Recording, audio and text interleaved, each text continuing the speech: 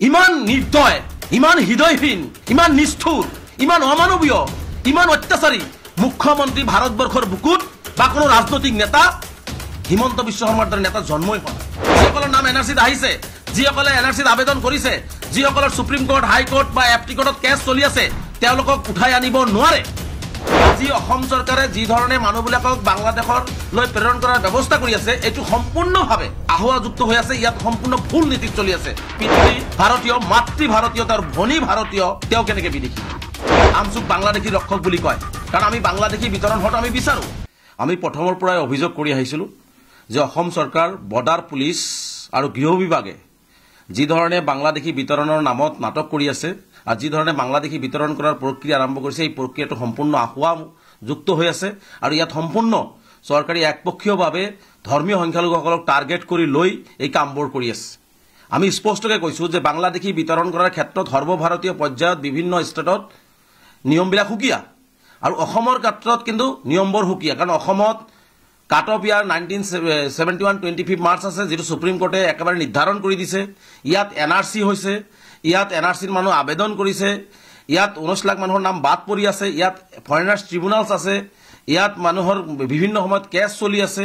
গতিকে অসমৰ ক্ষেত্ৰত, অসমৰ প্ৰেক্ষাপটত বিদেশী বহিষ্কৰণৰ প্ৰেক্ষাপটটো সম্পূৰ্ণ সুকীয়া, যাৰ কাৰণে অসম চৰকাৰক আমি বাৰে বাৰে দাবী উত্থাপন কৰি আহিছিলোঁ যে অসম চৰকাৰে, অসমৰ মুখ্যমন্ত্ৰী, গৃহ বিভাগ, বৰ্ডাৰ পুলিচে বাংলাদেশী বিতৰণ কৰাৰ নামত যাতে কোনো ভাৰতীয় নাগৰিক হাৰাশাস্তি নহয়, তাৰ কাৰণে তেওঁলোকে খুব সূক্ষ্মভাৱে বাংলাদেশী বিতৰণ প্ৰক্ৰিয়াটো আৰম্ভ কৰক। কাৰণ আমি বাংলাদেশী বিতৰণ হোৱাটো আমি বিচাৰোঁ। আমাৰ স্পষ্ট সদৌ অসম সংখ্যালঘু ছাত্ৰ ইউনিয়নৰ স্পষ্ট মত যে 1971 চনৰ 25 মাৰ্চত যিসকল অসমত আছে তেওঁলোকক অসমৰ পৰা বিতৰণ কৰিব লাগে। ইয়াত কোনো দ্বিধাবোধ নাই। সদৌ অসম সংখ্যালঘু ছাত্ৰ ইউনিয়নৰ আমচুৱে সদায় সহযোগিতা কৰিব, অসমৰ সংখ্যালঘু ৰাইজে সহযোগিতা কৰিব। কিন্তু ইয়াত দেখা গৈছে যে চক্ৰান্তমূলকভাৱে সৰ্বভাৰতীয় পৰ্যায়ৰ যিটো প্ৰেক্ষাপট, সেই প্ৰেক্ষাপটটোকে আগত ৰাখি, গৃহ বিভাগৰ এক নিৰ্দেশ আগত ৰাখি অসমৰ মুখ্যমন্ত্ৰীয়ে, অসমৰ গৃহ বিভাগ, অসমৰ বৰ্ডাৰ পুলিচে কোনো নীতি নিয়ম নোহোৱাকৈ যধে মধে প্ৰকৃত ভাৰতীয় নাগৰিকসকলৰ ওপৰতো অন্যায় কৰা আমাৰ দৃষ্টিগোচৰ হৈছে।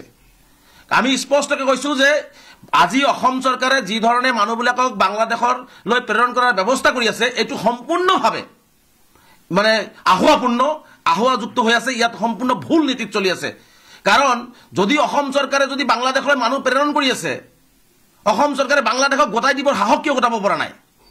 বৰ্ডাৰত বাংলাদেশৰ মাটিত কিয় থৈ আহিব পৰা নাই? তাৰ মানে ইয়াত নিশ্চিতভাৱে বুজা যায় যে এই যিসকল মানুহক তেওঁলোকে বৰ্ডাৰলৈকে লৈ গৈছে, সেইসকল মানুহ ভাৰতীয় নাগৰিক হিচাপে নিশ্চিতভাৱে তেওঁলোকে দাবী কৰে। আৰু আমিও স্পষ্টকৈ কওঁ যে যিসকল মানুহক লোৱা হৈছে, এইসকল মানুহৰ পৰিয়াল ইতিমধ্যে এতিয়াও ভাৰতীয় নাগৰিক হৈ অসমৰ বাসিন্দা হৈ আছে। তো সেইসকল মানুহ কেনেকৈ বিদেশী হ'ব পাৰে? যাৰ কাৰণে আমি বাৰে বাৰে কৈছিলোঁ যাতে ইয়াত কোনো আহুৱা নাথাকে, ইয়াত যাতে কোনো ভাৰতীয় নাগৰিক হাৰাশাস্তিৰ বলি নহয়, কাৰণ ভাৰতীয় নাগৰিক যাতে অন্য এখন দেশত যাযাবৰী জীৱন যাপন কৰিব নহয় বা অন্য এখন দেশৰ মানে এই সমস্যাৰ সন্মুখীন নহয়, যাতে প্ৰকৃত বাংলাদেশীয়ে যাতে অসমৰ পৰা বিতৰণ হয়, তাৰ কাৰণে আমি বাৰে বাৰে চৰকাৰক সূক্ষ্মভাৱে বস্তুটো নিৰীক্ষণ কৰি সকলো ধৰণৰ আইনী প্ৰক্ৰিয়া সমাপন কৰি তেওঁলোকক কামখিনি কৰাৰ কাৰণে আমি দাবী উত্থাপন কৰি আহিছিলোঁ। কিন্তু একপক্ষীয়ভাৱে মই প্ৰথমবাৰৰ কাৰণে বাৰে বাৰে স্পষ্ট কৰিছোঁ যে কেৱল মাত্ৰ মুছলমানসকলক, ধৰ্মীয় সংখ্যালঘুসকলক ইয়াত টাৰ্গেট কৰা হৈছে। আজি আপোনালোকে কওক, দৰঙৰ এজনী মহিলা, 9 মহীয়া বাচ্চা আছে তাৰ কোলাত, সেই মহিলাজনীৰ এতিয়াও পিতৃ ভাৰতীয়, মাতৃ ভাৰতীয়, তাৰ ভনী ভাৰতীয়, তেওঁ কেনেকৈ বিদেশী হ'ল? আজি একমাত্ৰ দৰিদ্ৰৰ দুখীয়া হোৱাৰ কাৰণে, বৰ্ডাৰ পুলিচৰ ইনকুৱাৰীৰ ভুলৰ কাৰণে, এফটি কোৰ্টৰ মেম্বাৰৰ একপক্ষীয় নীতিৰ কাৰণে সেই মানুহজনীক ফৰেনাৰ্ছ ডিক্লেয়াৰ কৰা হৈছে। কিন্তু সেই মানুহজনীক যদি সম্পূৰ্ণভাৱে আইনী সাহায্য হাইকোৰ্ট বা সুপ্ৰিম কোৰ্টত দিয়া হয়, তেওঁ সম্পূৰ্ণভাৱে যিহেতু তেওঁৰ পৰিয়াল ভাৰতীয়, তেওঁলোকে ভাৰতীয় বুলি প্ৰতিপন্ন কৰিব পাৰিব। আৰু যিসকল, সেইকাৰণে কৈছোঁ, যিসকলক তেওঁলোকে ভাৰতীয় নহয় বুলি কৈছে, যিসকলক তেওঁলোকে ধৰি বান্ধি ভাৰতীয় নহয় বুলি দাবী কৰি আছে, মই আজি স্পষ্টকৈ কৈছোঁ তেওঁলোকক সম্পূৰ্ণ সাহায্য দিয়া হওক। তাৰে সকলো প্ৰায় সংখ্যকেই ভাৰতীয় নাগৰিক হিচাপে প্ৰতিপন্ন কৰিব পাৰিব। কাৰণ ইয়াত সম্পূৰ্ণ দৰিদ্ৰ, দুখীয়া, অশিক্ষিত মানুহখিনিৰ ওপৰত এনেকৈ বৰ্ডাৰ পুলিচ আৰু এফটি কোৰ্টে এনেকুৱা ধৰণৰ সিদ্ধান্তবোৰ দি এই মানুহখিনিক এটা ডাঙৰ বিপদত পেলাইছে। আৰু তাৰ সুযোগ অসম চৰকাৰ, গৃহ বিভাগ আৰু বৰ্ডাৰ পুলিচে লৈ এই ধৰণৰ অমানৱীয় অত্যাচাৰ চলাইছে। আৰু আহুৱাপূৰ্ণ মই এইকাৰণে কৈছোঁ যে আজি 3-4 দিনৰ পৰা আমি দেখিছোঁ, মানুহক যদি সন্দেহ কৰা হয়, ৰাতি 2-3 বজাত কিয় উঠাব লাগিব? মুখ্যমন্ত্ৰীক মই স্পষ্টকৈ কৈছোঁ, কাৰোবাক যদি সন্দেহ হয়, দিনৰ পোহৰত গাঁওবাসীক লগত লৈ পুলিচক লগত লৈ গাঁওবোৰক লগত লৈ পঞ্চায়তৰ বিষয়াসকলক লগত লৈ গৈ সেই মানুহখিনিক তেওঁলোকে পৰীক্ষা কৰক। কিন্তু ৰাতাৰাতি 2টা বজাত 3টা বজাত উঠাই লৈ আহিব পৰিয়ালক, তেওঁলোকে নক'ব ক'ত লৈ যোৱা হ'ল, এই কথাবিলাক তেওঁলোকে নকয়।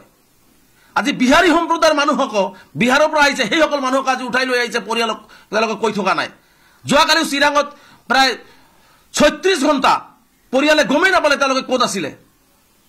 তাৰপিছত তেওঁলোকে যেতিয়া কাগজ পাতি তেওঁলোকৰ পুংখাপুংখ কাগজ পাতি চোৱাত আমাৰ কোনো আপত্তি নাই। কাৰোবাক সন্দেহ হৈছে কাগজ পাতি চাব, তাত আমি সহযোগিতাও কৰি আছো আৰু সহযোগিতা ৰাইজে কৰিব। কিন্তু ৰাতি কিয় সন্দেহ হৈছে? দিনত মাতি আনক, দিনত বহক, গাঁৱত বহে, পঞ্চায়তত বহে, DC অফিচত বহে, য'তে বহে। কাৰণ এই সংখ্যালঘু জাতিটোৱে বিদেশী সমস্যাটোৰ স্থায়ী সমাধান বিচাৰি আছে। একেবাৰে ভাৰতবৰ্ষৰ স্বাধীনতাৰ পিছৰ পৰাই এই সমস্যাটো তেওঁলোকে যেতিয়া ভুগি আছে, এই সমস্যাটো সমাধানৰ একটা চিৰস্থায়ী সমাধান বিচাৰে। যাৰ কাৰণে বাৰে বাৰে আমি পৰীক্ষাও দি আহিছো, পৰীক্ষাত আমি কেতিয়াও কোৱা নাই। আৰু অসম চৰকাৰৰ যদি ইমানেই এই মানুহখিনিক পৰীক্ষা কৰাৰ মন আছে, মই এটা কথা কওঁ, বিশ্বত যদি এনেকুৱা কোনো মেচিন আছে সেই মেচিনো তেওঁলোকে কিনি আনক, সেই মেচিনতো আমি পৰীক্ষা দিম যে আমি ভাৰতীয় নাগৰিক হয়। কাৰণ কোনো ভাৰতীয় নাগৰিকে বিদেশী এজন মানুহে কেতিয়াও মই ভাৰতৰ বাসিন্দা কেতিয়াও নকয়। যি ভাৰতৰ বাসিন্দা, যি অসমৰ বাসিন্দা, যি ইয়াত জন্মগ্ৰহণ কৰিছে সেইসকল সেই অন্তৰৰ পৰা ক'ব পাৰে যে মই ভাৰতীয় বাসিন্দা। আজি 90 বছৰ ইয়াত থকাৰ পিছত, আজি 90 বছৰ ইয়াত জন্ম হৈছে, ইয়াৰ বাপেক মাক ইয়াত থকাৰ পিছত সেই 90 বছৰীয়া মানুহজন কেনেকে বিদেশী হয় মই মুখ্যমন্ত্ৰীক প্ৰশ্ন কৰিছো। ইমান নিৰ্দয়, ইমান হৃদয়হীন, ইমান নিষ্ঠুৰ, ইমান অমানৱীয়, ইমান অত্যাচাৰী মুখ্যমন্ত্ৰী ভাৰতবৰ্ষৰ বুকুত বা কোনো ৰাজনৈতিক নেতা হিমন্ত বিশ্ব শৰ্মাৰ দৰে নেতা জন্মই হোৱা নাই। যে ইমানেই নিষ্ঠুৰ, ইমানেই অমানৱীয়, ইমানেই অত্যাচাৰী শাসক ভাৰতবৰ্ষৰ মানুহে দেখা নাই। গতিকে এই ধৰণৰ নিষ্ঠুৰ অত্যাচাৰী শাসকক মুখ্যমন্ত্ৰীক আমি স্পষ্টভাৱে কৈছো যে আজি সমৰ আলী, মই উদাহৰণ দি দিছো, সমৰ আলীক বিলাসীপাৰাৰ হয়, তেওঁক গ্ৰেপ্তাৰ কৰা হৈছে নুমলীগড়ত। আৰু নুমলীগড়ত গ্ৰেপ্তাৰ কৰাৰ পিছত পৰিয়ালক তেওঁৰ কাগজ পাতি লৈ যাব দিয়া হৈছে। পৰিয়ালৰ মানুহ নুমলীগড়ত কাগজ পাতি লৈ যোৱাৰ পিছত মই যে আহুৱাপূৰ্ণ আছে, মুখ্যমন্ত্ৰীক যে চেলেঞ্জ কৰিছো, যিসকলক আপুনি গ্ৰেপ্তাৰ কৰিছে পুংখানুপুংখভাৱে চাওক, আইনী সহায় দিয়ক, সম্পূৰ্ণ মানুহ ভাৰতীয় হিচাপে প্ৰতিপন্ন কৰিব পাৰিব। মুখ্যমন্ত্ৰীক মই চেলেঞ্জ কৰিছো। যদি প্ৰতিপন্ন কৰিব নোৱাৰে সামাজিক জীৱন পৰিত্যাগ কৰিবৰ কাৰণে আমি সাজু আছো। আমি কোনো বিদেশীৰ পক্ষত কথা কোৱা নাই। আজি সমৰ আলীক নুমলীগড়ত বাপেক মাকে বিচাৰি গৈছে, নুমলীগড়ৰ পৰা কৈ দিয়া কাগজ পাতি লৈ যোৱাৰ পিছত কাগজ পাতি চোৱাটো দূৰৰ কথা, তেওঁক কৈ দিয়া হৈছে গোৱালপাৰালৈকে লৈ যোৱা হৈছে। গোৱালপাৰাত যেতিয়া তেওঁলোকে আহিছে, গোৱালপাৰা ডিটেনশ্যন কেম্পত কৈছে আমাৰ ইয়াত নাই। তাৰপিছত তেওঁৰ ফটো ওলাল বেংগল মাথাভাঙ্গা বৰ্ডাৰত, তেওঁক ভাৰতবৰ্ষৰ বৰ্ডাৰ ঠেলি দিয়া হৈছে। তাৰ পৰা ফটো আহিলে পৰিয়ালৰ হাতত, পৰিয়ালৰ মাজত হাহাকাৰ সৃষ্টি হ'ল। এই সমৰ আলী পঞ্চায়ত নিৰ্বাচনত ভোট দিছে, MP নিৰ্বাচনত ভোট দিছে, তেওঁ আপোনাৰ এই MLA ভোট দিছে, তেওঁৰ দেউতাকৰ 64টিৰ কাগজ আছে, মই আপোনালোকক দেখুৱাই দিছো। তেওঁৰ কোনো ধৰণৰ তেওঁৰ আধাৰ কাৰ্ড, ভোটাৰ কাৰ্ড সকলো আছে। ইয়াত কোনো ধৰণৰ এইবিলাক চাওক, ইয়াত কোনো ধৰণৰ তেওঁৰ নামৰ ভুল, দেউতাকৰ লিংকেজৰ কোনো ভুল নাই। এজন মানুহৰ কেছ নথকা অৱস্থাত কেনেকে তেওঁক মাথাভাঙ্গালৈকে লৈ যাব পাৰে? বাৰে বাৰে কৈছো যে আজি খাইৰুল ইছলামক গ্ৰেপ্তাৰ কৰা হৈছে, পৰাই দিয়া হৈছে। সেই খাইৰুল ইছলামৰ কেছ সুপ্ৰিম কোৰ্টত চলি আছে। আজি মনোৱাৰা বেগম ধুবুৰীৰ, তেওঁৰ কেছ সুপ্ৰিম কোৰ্টত চলি আছে। স্পষ্টকৈ মুখ্যমন্ত্ৰী জনা উচিত, যিসকলৰ নাম NRCত অহা নাই, যিসকলৰ নাম NRCত আহিছে, যিসকলে NRCত আবেদন কৰিছে, যিসকলৰ সুপ্ৰিম কোৰ্ট, হাইকোৰ্ট বা FT কোৰ্টত কেছ চলি আছে, তেওঁলোকক উঠাই আনিব নোৱাৰে। 2019 চনতে ফৰেন এফেয়াৰ মিনিষ্টাৰে ঘোষণা কৰি থৈছে যে যিসকলৰ নাম NRCত আহিছে বা আবেদন কৰিছে বা যিসকলৰ নাম অহা নাই, তেওঁলোকক কোনো পদ্ধতিতে তেওঁলোকক উঠাই আনি সন্দেহ কৰিব নোৱাৰিব। এইটো উল্লেখ ফৰেন এফেয়াৰ্ছ মিনিষ্টাৰ 2019তে কৈ থৈছে। যিসকলৰ এতিয়া দেখিছো সুপ্ৰিম কোৰ্টত কেছ চলি থকা, FT কোৰ্টত কেছ চলি থকা, কাৰোবাৰ গাত ডি ভোটাৰ লাগি আছে, সেই ডি ভোটাৰ লাগি থকা, কাৰোবাৰ হাইকোৰ্টত কেছ চলি আছে, সেই মানুহবিলাকক উঠাই ৰাতিৰ অন্ধকাৰত ক'ত লৈ যোৱা হৈছে পৰিয়ালকো কোৱা হোৱা নাই। যদি এইসকল মানুহ বিদেশী হয় তেনেহ'লে বাকী পৰিয়ালৰ মানুহখিনি স্বদেশী কেনেকৈ হয়? মুখ্যমন্ত্ৰী ইয়াৰ জবাব দিব লাগিব। মুখ্যমন্ত্ৰী ইয়াৰ জবাব দিব লাগিব যে মানুহৰ ওপৰত এনেকুৱা অন্যায় মুখ্যমন্ত্ৰীয়ে বন্ধ কৰক। আজি সমৰ আলীৰ উদাহৰণটো দিছে। সমৰ আলীৰ পৰিয়ালে আজি গোটেই বাংলাদেশ ভাৰত বৰ্ডাৰৰ সীমান্তবিলাকত তেওঁলোকে ফুৰি আছে। আজি ফুৰি আছে বুলি আজি কান্দি আছে পৰিয়ালে, কাৰণ তাৰ নামত কোনো ডি ভোটাৰ, তাৰ নামত কোনো ফৰেনাৰ কেছ নাই বুলি ইতিমধ্যে পৰিয়ালে আমাক কৈছে।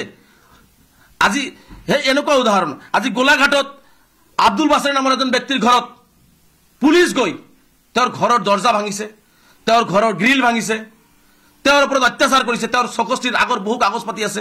আৰু এনেকুৱা ধৰণে নিৰ্মমভাৱে হাৰাশাস্তি কৰি আছে, নিৰ্মমভাৱে হাৰাশাস্তি কৰি আছে। গতিকে আমি সেইকাৰণে অহা শনিবাৰে মুখ্যমন্ত্ৰীয়ে বিদেশী খেদাৰ নামত অসমত যে ধৰ্মীয় সংখ্যালঘুসকলক টাৰ্গেট কৰি অসমৰ ধৰ্মীয় সংখ্যালঘুসকলক যে এই নিৰ্মম অত্যাচাৰ চলোৱা হৈছে, এই কথাবোৰ আলোচনা কৰি পৰৱৰ্তী এক সঠিক আৰু গণতান্ত্ৰিক কঠিন পদক্ষেপ গ্ৰহণ কৰিবৰ কাৰণে আমি গুৱাহাটীত নাগৰিক সভাৰ আয়োজন কৰিছোঁ। আমি কেন্দ্ৰীয় কাৰ্যনিৰ্বাহক সভাও জৰুৰী আয়োজন কৰিছোঁ।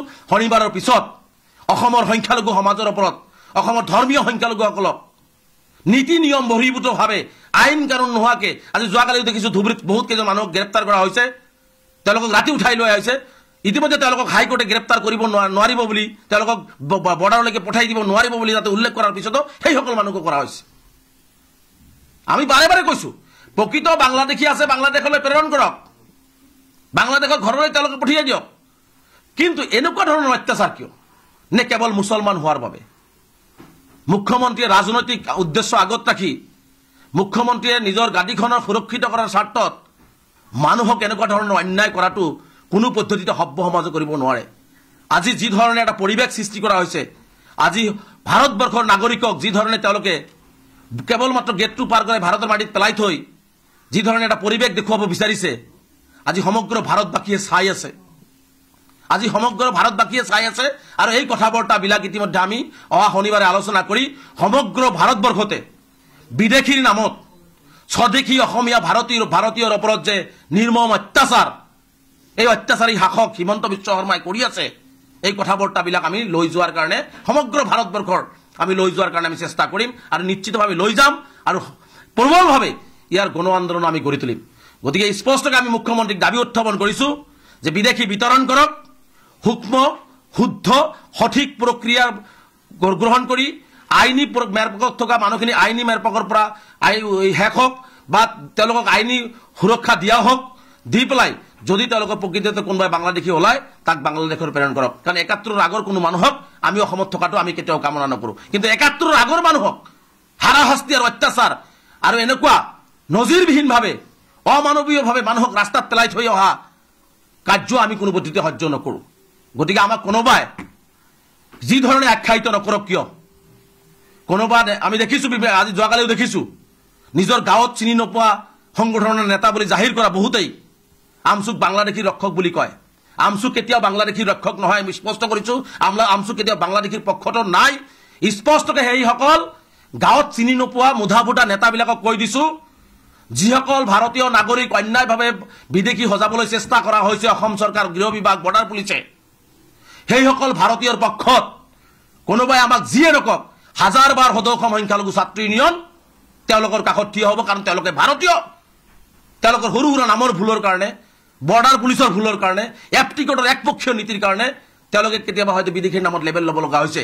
কিন্তু তেওঁলোকক পুংখানুপুংখভাৱে চালি জাৰি চালে আমি চেলেঞ্জকে কৈছোঁ তেওঁলোকে ভাৰতীয় বুলি প্ৰতিপন্ন কৰিব পাৰিব। গতিকে তেনেকুৱাই মুধা বুধা নেতাৰ কথাত ভাবুকিক আমচুৱে কেৰেপ কৰা নাই, নকৰেও। আমি সদায় স্বদেশীৰ পক্ষত, অসমীয়া জাতিৰ পক্ষত, অসমৰ পক্ষত সদায় আছোঁ আৰু সদায় থাকিম। আৰু বিদেশী অসমৰ পৰা যাব লাগিব। বুকুত সাহস আছে যদি 1971 চনৰ পিছত ভালকে চালি জাৰি চাই সেইসকল নেতাক কৈছোঁ, হিন্দু মুছলমান সকলোকে ইয়াৰ পৰা বিতৰণ কৰাৰ বুকুত সাহস আছে যদি সংবাদ মাধ্যমত ডাঙৰ ডাঙৰ কথা কোৱাৰ কাৰণে আগবাঢ়ি আহক। অন্যথা এনেকুৱা ডাঙৰ ডাঙৰ কথা কৈ আমাক ভাবুকি দি লাভ নাই।